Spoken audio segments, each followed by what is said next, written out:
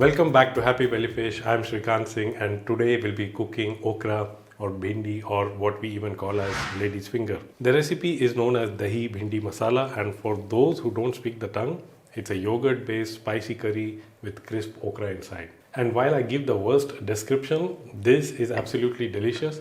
It looks so rich and creamy. It has this very balanced sour, sweet and spicy flavor that once you start eating it, you just won't be able to stop. And that's why we don't make it when we have guests for dinner, because they will finish it all and we'll be just licking the pan. The idea behind this recipe will also be helpful for those who are looking for a tomato-free life, since tomatoes have literally invaded almost all recipes across the world. So this recipe can also be a good learning. Now let's get to the recipe and cook some okras.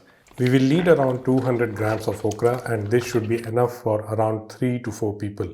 The okras for this recipe should be around 2 to 3 inches long, and the sign that they are fresh is that they will look glossy and crisp on the outside, they will not be wilted, and they should snap very easily at the tail with a gentle push. And just like you will do with any other vegetable, give it a nice baby bath, wash and rinse the okras thoroughly, and use a nice and clean kitchen cloth to tap it dry. And this prevents the okras from getting slimy when you cut and cook them. Once the okras are dry, it's time to cut them. So cut the top part of the okra that is inedible, and then cut the okra into 2 or 3 chunks, and that depends on how large the okra is. And if you like, you can also cut the tail end off. We want the flavors of the curry to blend in nicely with the okra, so we will make a halfway slit like this, and this will also help in releasing the moisture faster when you fry the okras. If you cut the okra all the way through, then the seeds will scatter and okra will also start to shrink when you're cooking them. Heat a stainless steel pan on medium heat and add about 2 tablespoons of ghee or oil of your choice, except coconut oil. That's the only oil that will not work in this recipe. When the oil is hot, add the cut okras and stir it so that the okras are fried evenly on all sides.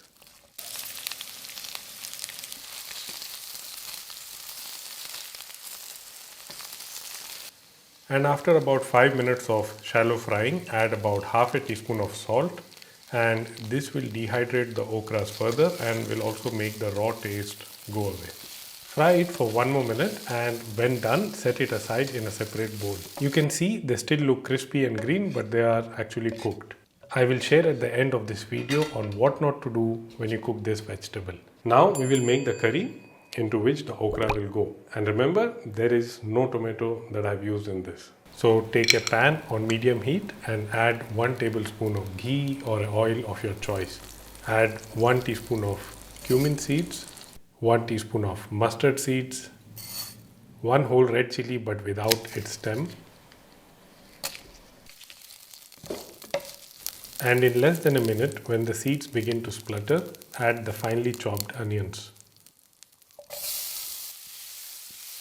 Mix and cook until the onions turn soft and translucent, and you must take care that the onions do not burn or brown too much. Cook this for about 3 minutes on medium heat.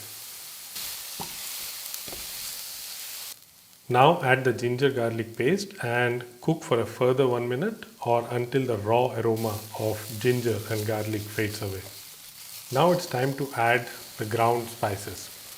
So add 1 teaspoon of turmeric powder, 1 teaspoon of red chili powder, and 1.5 teaspoon of coriander powder, and optionally 1 teaspoon of garam masala.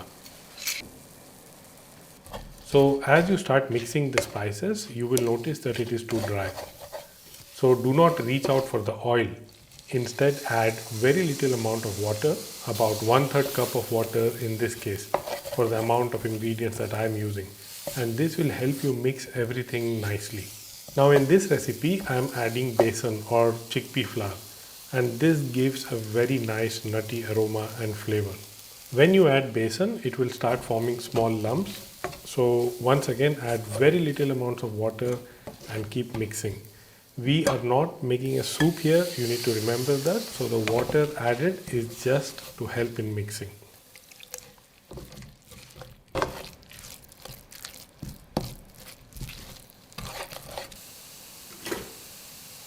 Cook this for about 3 to 4 minutes and then add 1 teaspoon of dried mango powder. It gives a very nice tart flavor to the gravy. At this stage, you need to lower the flame from medium to low because we are going to add half a cup of plain yogurt or curd, and yogurt must not be added when the heat is too high. And as you add the yogurt, keep mixing it, and this will prevent the yogurt from separating and forming lumps. If the heat is high, it will evaporate all the liquid from the yogurt very quickly and you will end up with crumbles of it in your gravy, and we do not want that.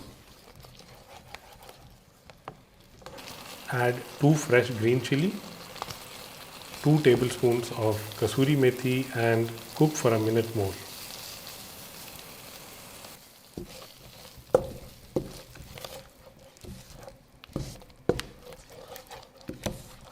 Since we have added yogurt, it will lighten the color of the gravy, so add 1 teaspoon of Kashmiri red chili powder.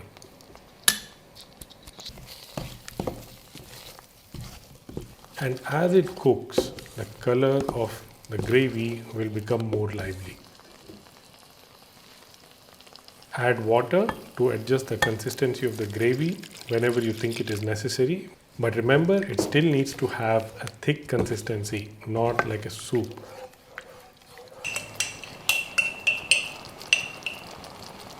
Add half a teaspoon of salt now and keep cooking for about a minute.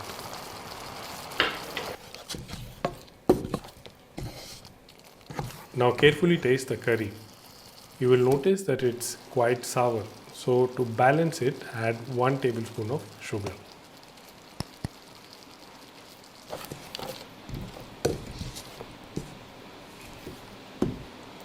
Add fresh coriander leaves, and because I'm going to cook it for a few minutes more, I'm going to add very little amount of water.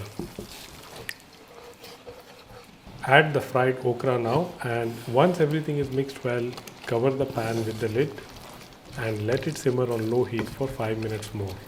And as it cooks, it will allow all the layers of flavors that you have added to blend in together. If you wish, you can replace okra with other vegetables like green beans, cooked cauliflower, flat beans, or even sweet potatoes.